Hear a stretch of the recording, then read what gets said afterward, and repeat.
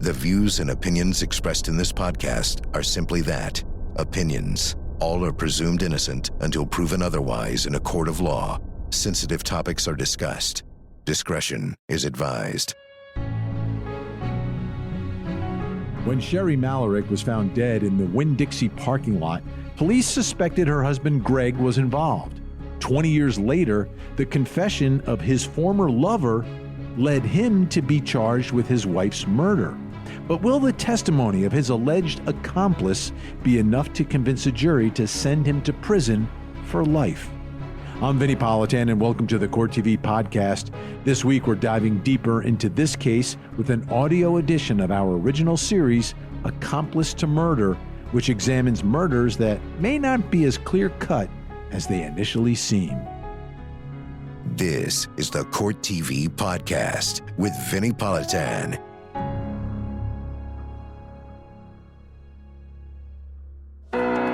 She had a big, bright smile on her face all the time. She was very full of life. 6 o'clock in the morning, phone rings, and it's Greg saying that she never came home. She had been, in my opinion, stuffed into the floor in a very unnatural position. He's not really crying. He doesn't seem emotional at all. He's just like a stump.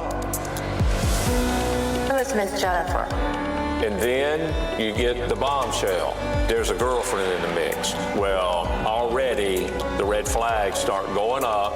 All these years, all I've ever wanted was justice for what happened to my mom. I hope that all of them can find some peace. And I really am sorry that it happened the way it did.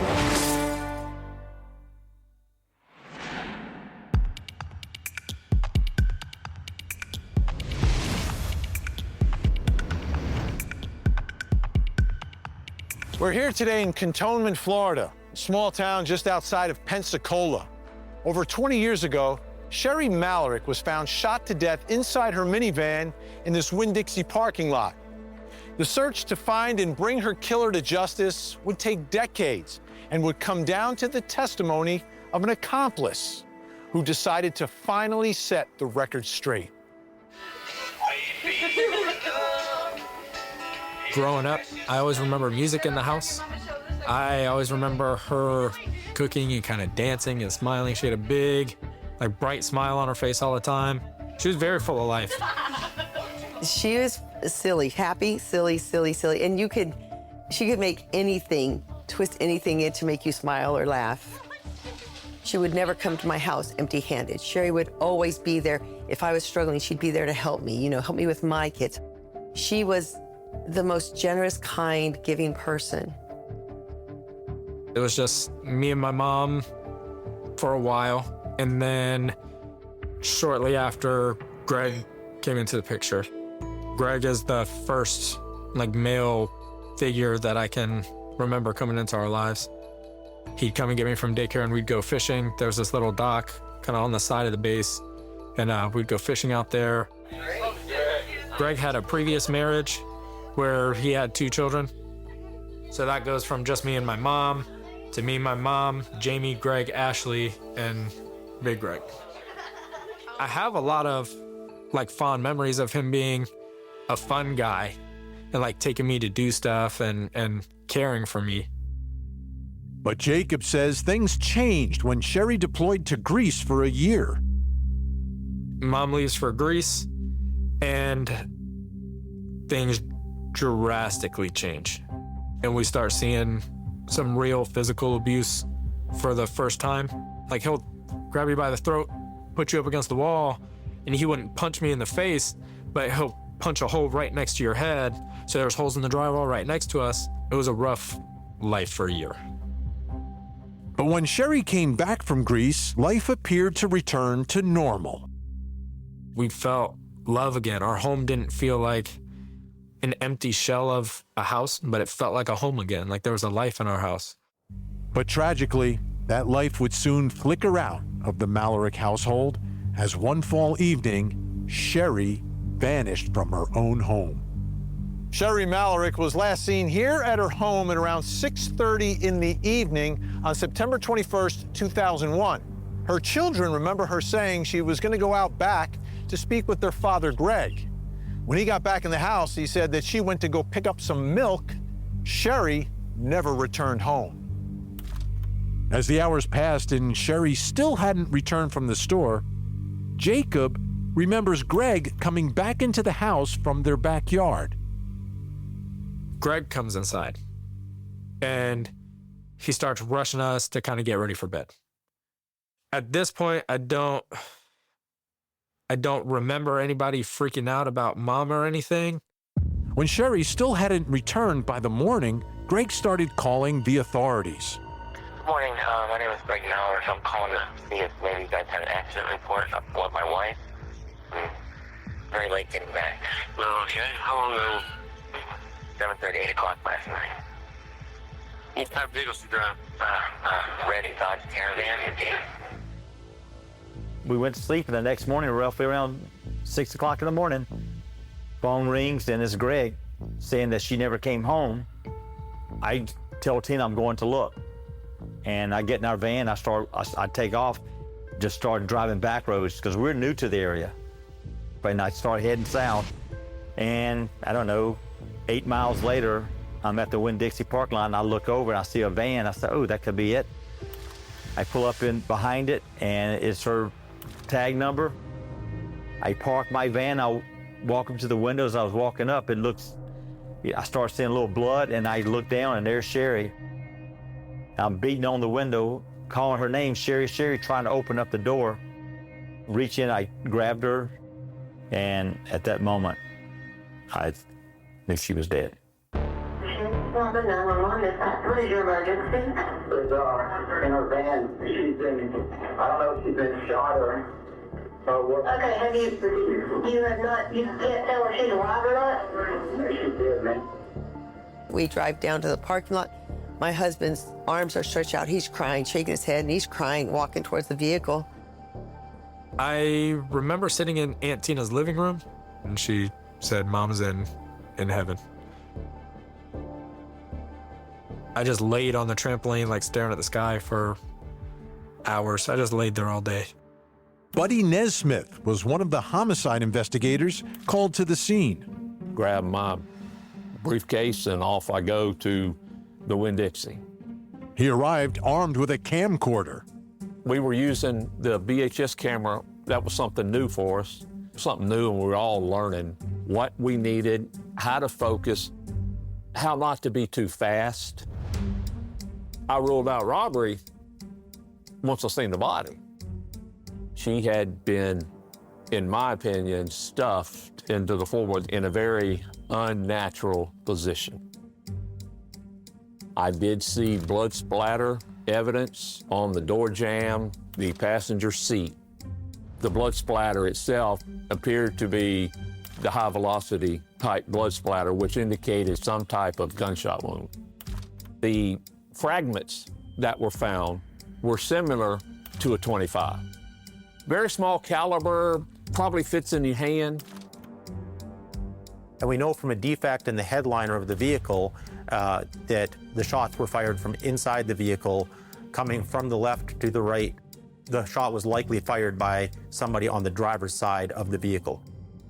Not long after I got there, they went to the house and brought Greg back to the scene. He never approached the van.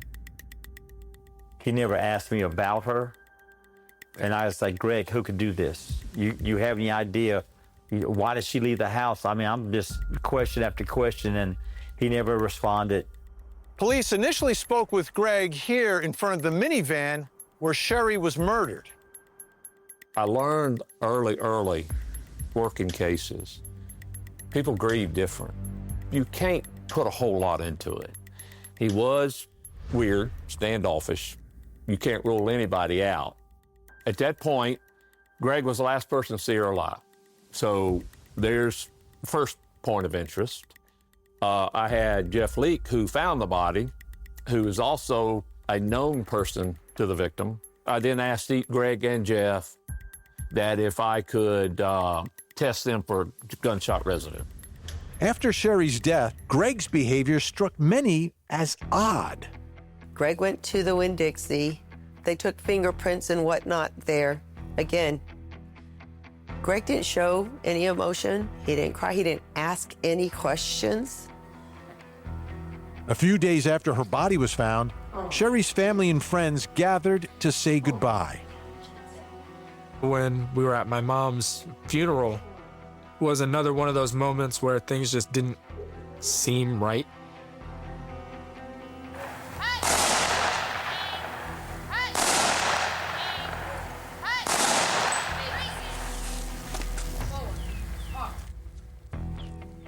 We're at the funeral, I'm sobbing, and Greg, the whole time, he's just sitting in the front row, very cold and very still. He's not really crying. He doesn't seem emotional at all. He's just like a stone.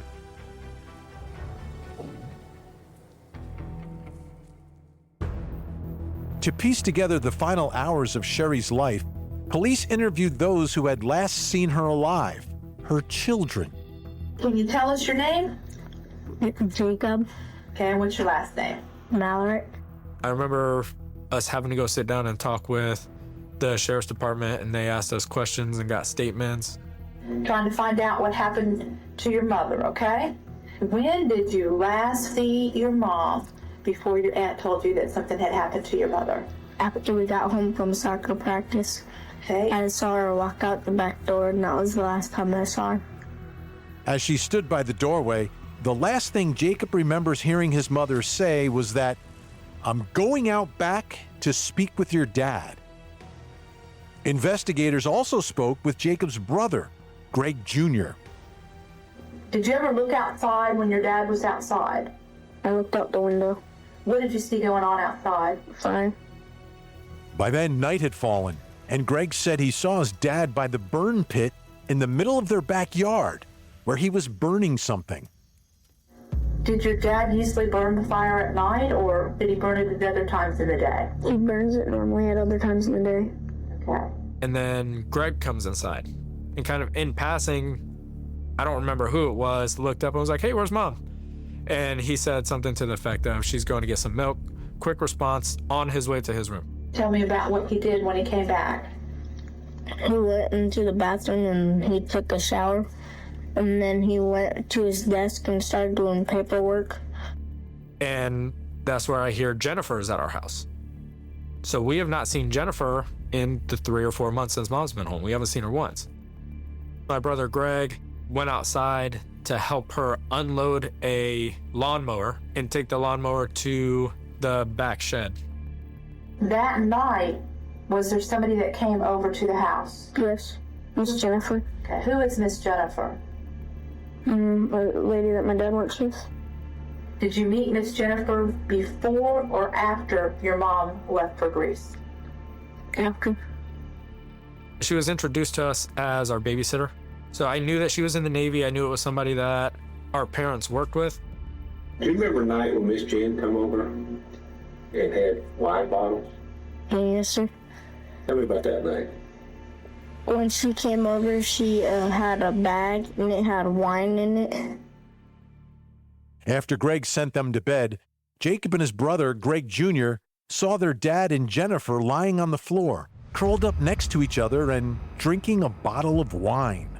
And then the next morning when we woke up, we got up, we were looking around, and then we saw some of Miss Jennifer's stuff, her purse and her shoes and her glasses.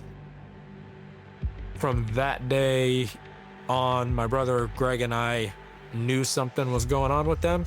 At that point, I got a wife that's been murdered. I got a husband that's the last person to see her alive. And then you get the bombshell information. There's a girlfriend in the mix. Well, already the red flags start going up.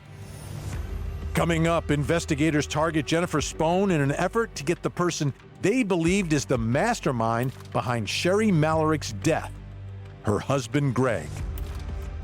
He got out of the car, went to the back of the house, and told me to wait a few minutes, and then come knock on the door.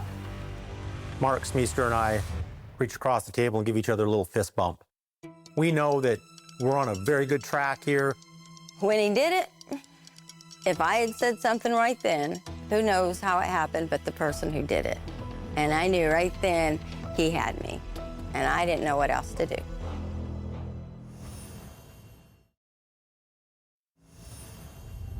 After Sherri Malarik had been found brutally murdered in a Winn Dixie parking lot, suspicion fell on her husband Greg when it was revealed that he'd been having an affair with Jennifer Spohn, who just happened to show up at the Malarik's house the night Sherri disappeared. But initially, all police had was suspicion. That suspicion deepened when the sheriff's office found out the results of their gun residue test. After the kit was analyzed and the report came back, we got a positive on Greg Malarik and a negative on Jeff Lee. So Nesmith called Malarik in for an interview. He said he would speak to me, but would not be recorded. Greg gave little information, saying that he saw Sherri around 7:30 to 8 p.m. at their house, and that her last words to him were that she would be right back, and that he had assumed she was shopping. In response, Nesmith was blunt. I just told him, you harm your wife, there's no ifs or buts about it. Well, never spoke to him again. Nesmith next spoke with Jennifer Spohn, who was somewhat more forthcoming. Sherri and Greg Malarik both worked at the Naval Air Station just over the bridge behind me. And when Sherri was deployed to Greece for a year, this is also where Greg met Jennifer Spohn. She admits that she knows him. She admits that she's had an affair with him. She admits that it's still going on, and she admits that she was there that night taking the lawnmower back. She's involved. There ain't no way around it. She's involved. Now, to what extent, I don't know, because we got to treat them with kid gloves, because we don't know. We're still fishing. And Jennifer is key, because while the evidence points towards Greg, the police lack a smoking gun, tying him to Sherri's murder. Tons of very incriminating circumstantial, but we're lacking that one little nail. Just one. With the pressure on to indict Greg, getting Jennifer to talk was more urgent than ever.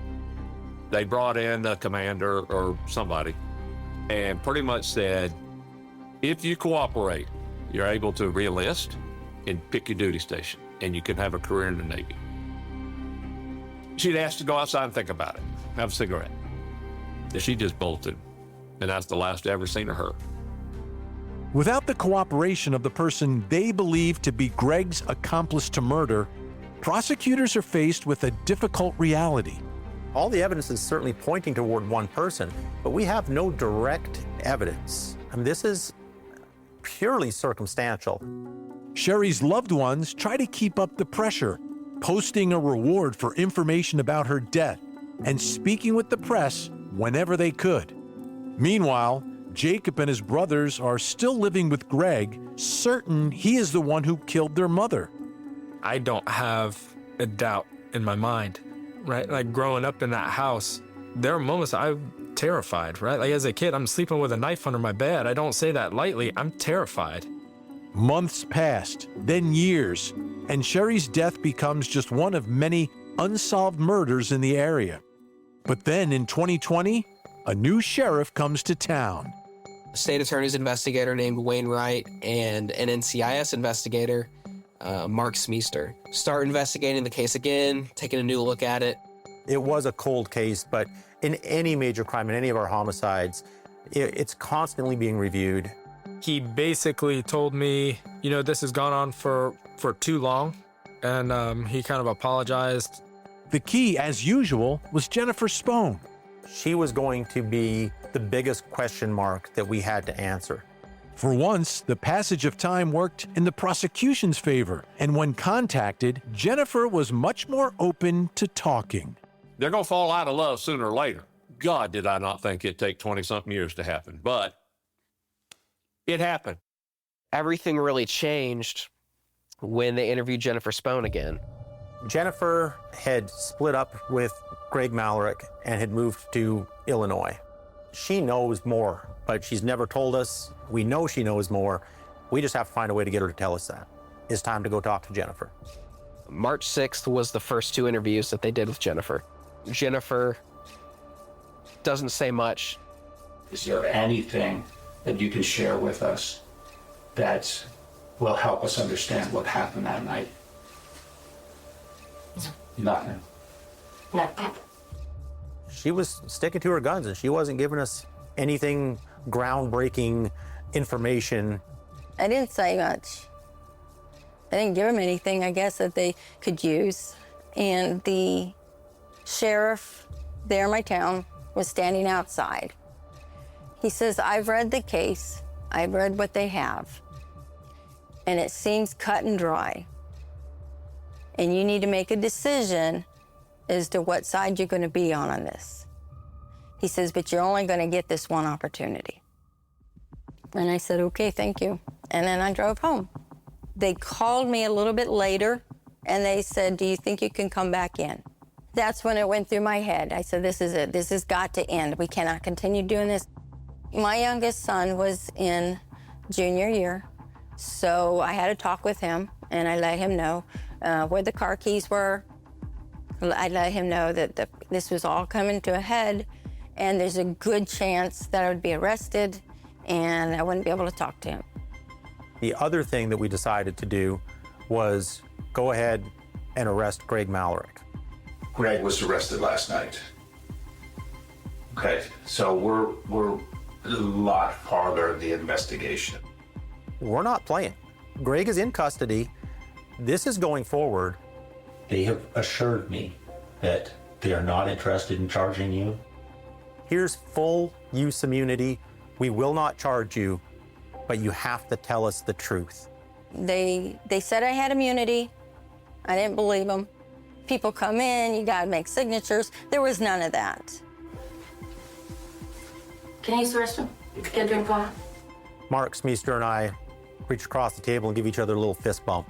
And that's about all the emotion we're going to display at that point in time.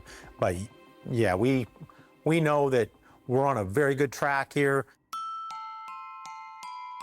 Jennifer comes back in the room and she tells us that when she had been with Greg in the past, that he had talked about killing his wife. She said she didn't think he was serious about it. She tells us that it had been arranged that she would meet him in the Winn Dixie parking lot. So when I did go over to Winn Dixie, the whole way I'm thinking, there's no way he did it. Surely he would have backed out at the last minute and realized he couldn't do that. And I was wrong. Did you know what was inside the van? I had a suspicion. When I got to Winn Dixie and he got in the car, I knew. Greg gets in her vehicle, tells her to drive him home, to obey all the speed limits, don't attract any attention, just drive home normally. I saw him get in the car and I drove to his house, and the whole way I'm thinking, why did I let it happen? Why did I get this far? What am I gonna do now? And she says that they pull out on Highway 29 and that Greg throws a wig out the window of her car onto the shoulder of the road. And he threw something out? And you think it's a wig? Why do you think it's a wig? Because it was fuzzy. It was fuzzy. It was dark, but it was fuzzy. Once she said it, I could then further picture in my mind how this was likely to have gone down. It would make sense if he would put on a long black wig, so if a neighbor takes a quick glance, oh, there's Sherri going to the store. He got out of the car, went to the back of the house, and told me to wait a few minutes. And then come out, come to the door. I thought we got the vast majority of what she knew. I mean, she admitted, she put Greg at the scene. You know, she admitted to driving him back to the house. I said just enough that they were like, okay, we've got something. I was very surprised that they didn't arrest me, and they said that the immunity was real, which I was like, really? It was almost better than a smoking gun. It was someone actively involved in the homicide. The case suddenly had legs, and that's when the case of Gregory Malarik began. It had taken over 2 decades, but after prosecutors convinced Jennifer Spohn to talk, Greg Malarik was arrested for the murder of his wife, Sherri. I got a phone call from our Aunt Tina that they had just arrested our dad. I was just in a state of disbelief. I never thought in a million years an arrest was going to be made or that anything was going to happen. Greg Malarik's trial for the murder of his wife, Sherri, was held in 2022 at the Escambia County Courthouse behind me. All these years, all I've ever wanted was justice for what happened to my mom, where I feel like she'd just been forgotten. But justice for Sherri would have to wait, at least temporarily. I don't remember there being any big problems. Everyone came, they contributed their little segment of what this case was, and then the jury wasn't out very long for the first trial, and they'd only been out for a couple of hours before they came back and said that they were deadlocked. It was almost a conviction. There were 2 jurors that couldn't say guilty. After a mistrial, we could offer a plea deal to the defendant. We could drop the case completely, or we can go back for a whole other trial. And in this case, we decided to take it to trial again and see what happens with the second jury. Greg Malarik's first trial for the murder of his wife, Sherri, resulted in a hung jury. In October of 2023, his retrial was held in room 405 of the Escambia County Courthouse in Pensacola, Florida.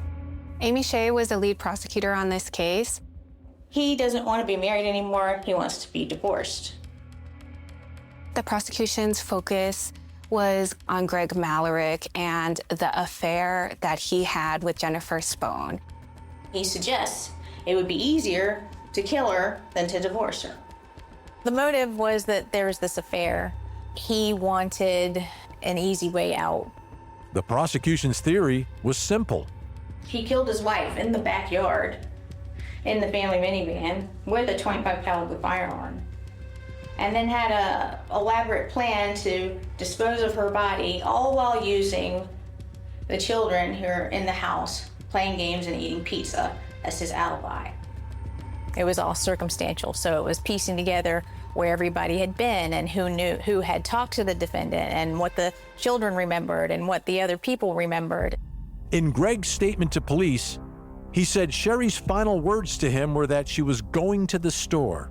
Shea called Jacob to the stand to contradict that narrative. Did she say anything to you that made you think she was leaving the house or leaving the property or going anywhere? No, she just said she was going to talk to our dad. Did she ever say she was going to the store? No, ma'am. Another oddity was where Sherri supposedly went to shop. Do you remember where she did her shopping, her grocery shopping? Yes, so that alternated. 2 weeks of the month she would go to Walmart, 2 weeks of the month she would go to the commissary on the Navy base. Did she shop at places other than the commissary and Walmart? Not that I know of, no. Did you ever go to the Winn Dixie with one of your parents? I do not ever recall going into that Winn Dixie, no man. Jacob's testimony also helped to link the murder weapon, believed to be a small .25 caliber pistol, to Greg. Growing up, do you remember your dad having guns? I remember he had a large revolver.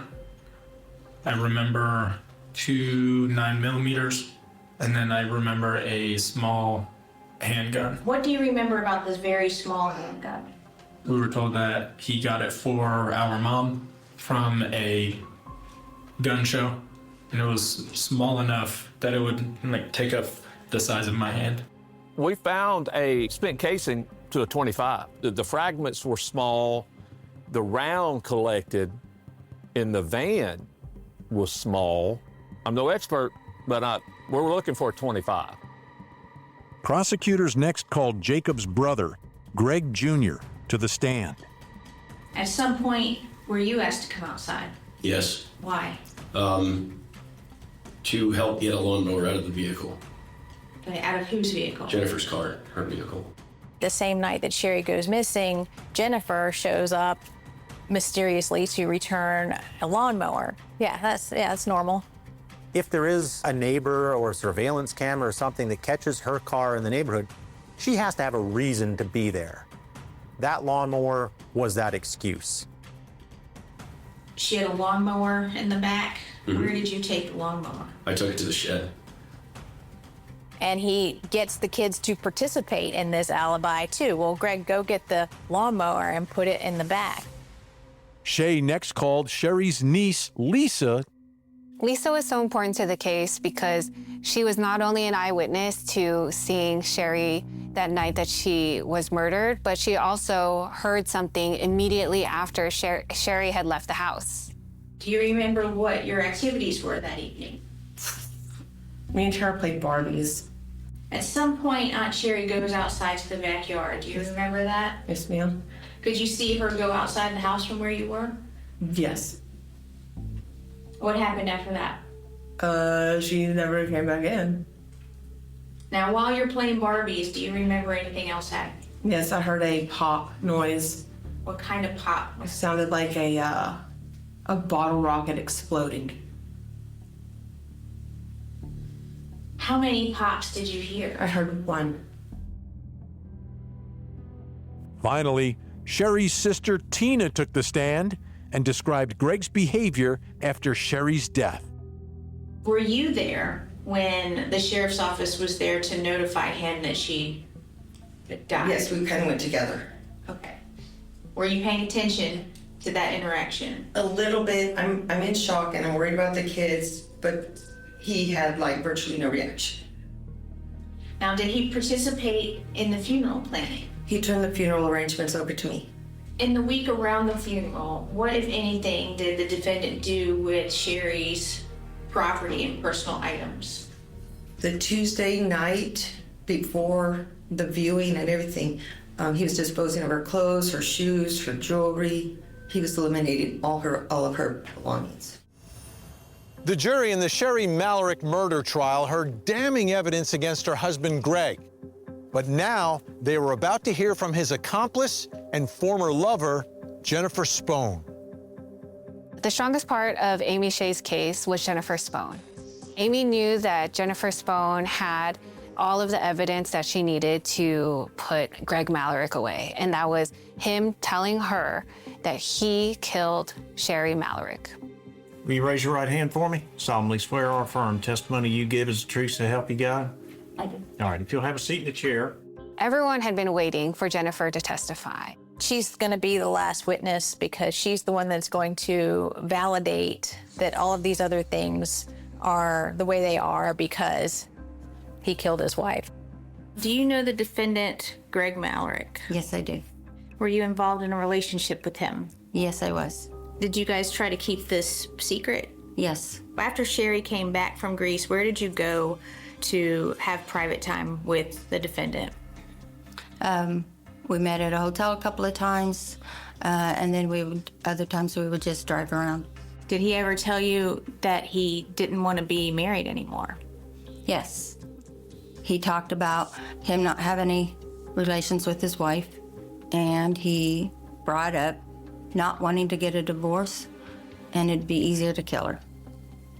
What was your response? I thought he was joking. Why would you think he was joking? Because I didn't think he could do it. The day of, I thought about it, and I was like, there's no way he's going to do this. When he told you to come to Winn Dixie on that day, did you know why you would need to go to Winn Dixie? He said that he would kill her. When you pulled into the Winn Dixie, what did you see? I saw the van. I pulled up next to the van.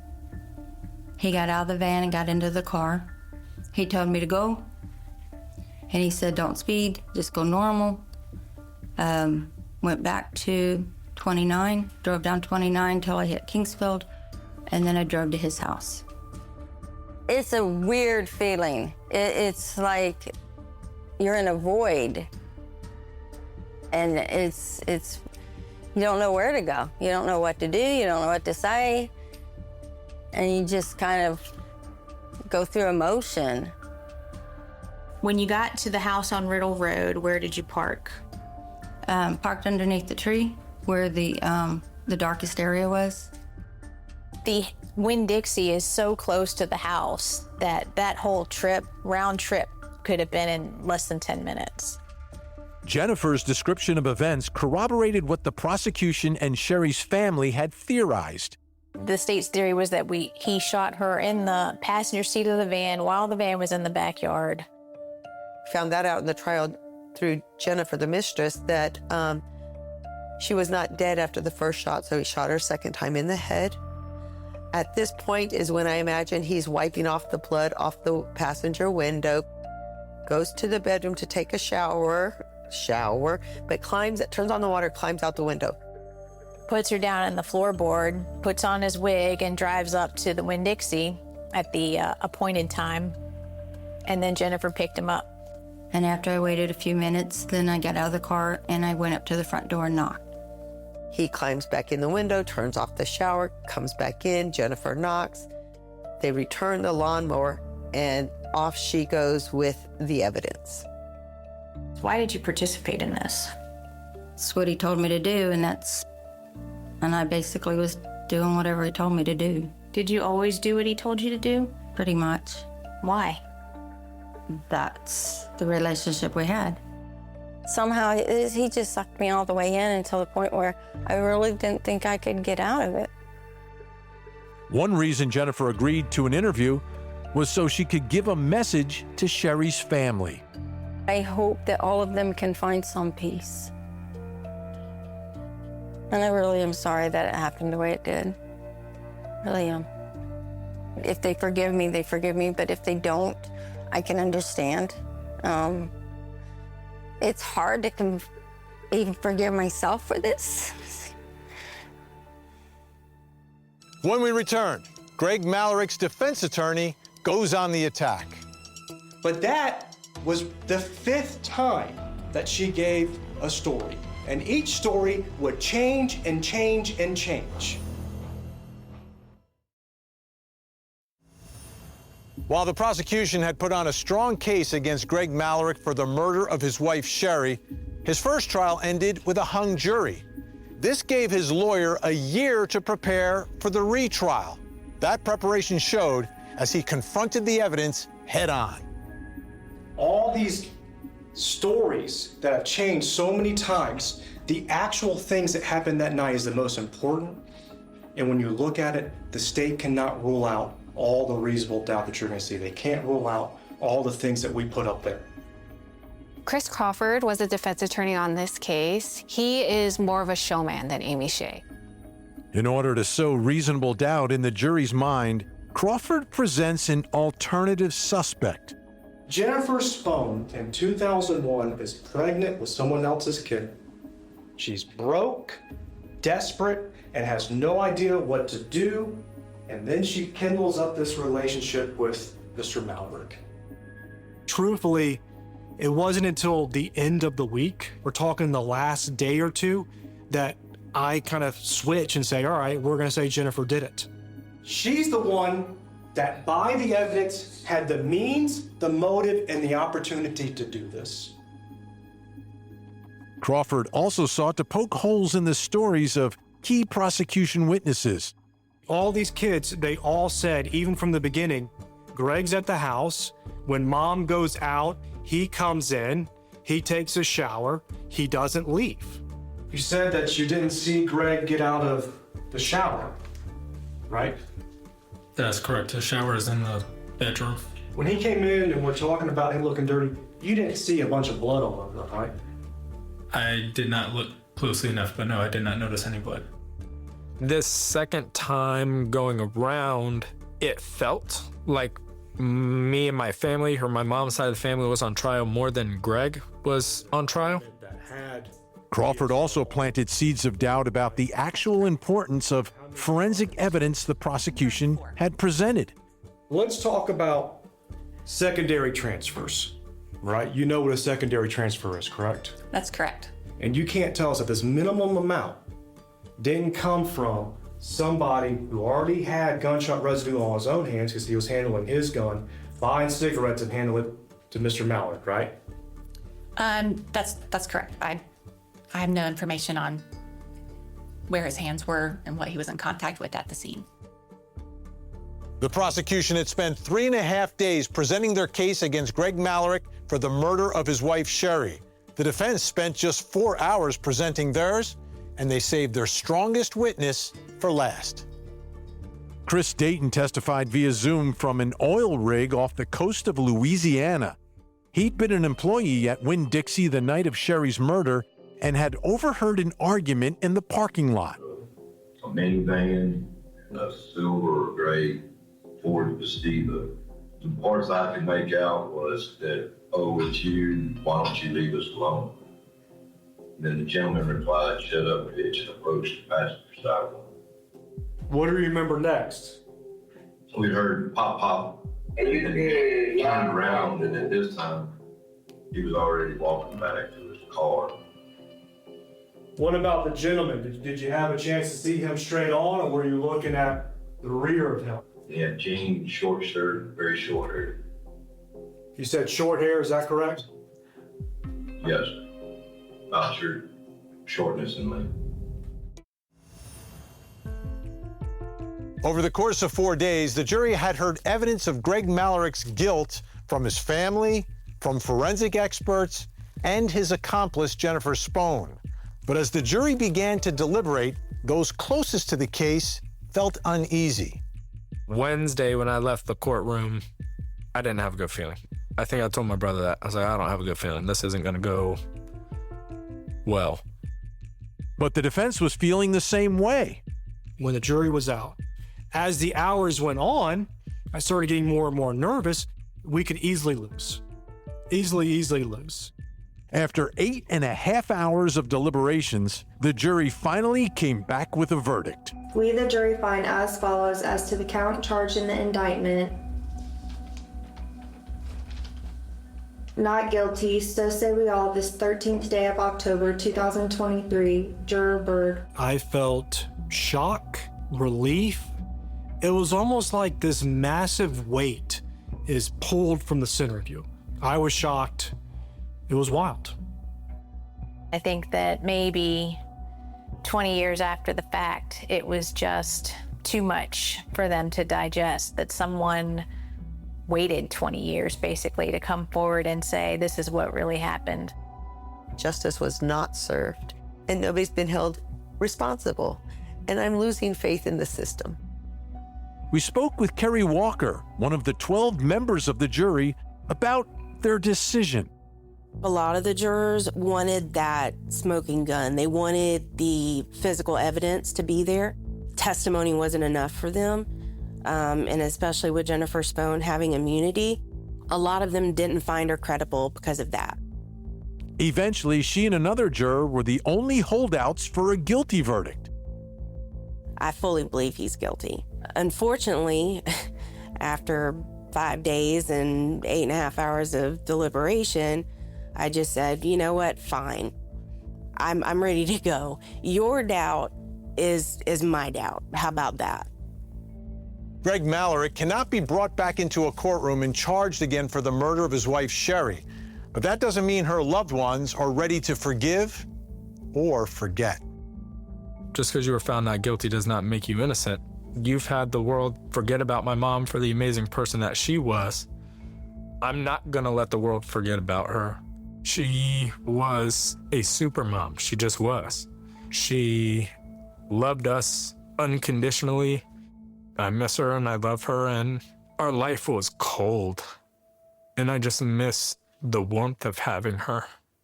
That's all for this week. For more Court TV original productions, check out the show notes where you can find links to stream them all for free on the Court TV website. And you can see me on my shows, Closing Arguments with Vinnie Politan, every weeknight at 8 p.m. Eastern, and Vinnie Politan Investigates at 9 p.m. Eastern. Thank you so much for downloading. And as always, please don't forget to hug the kids. This podcast is a production of Court TV. Go to CourtTV.com for more content, trials on demand, and to find out how to watch Court TV in your area.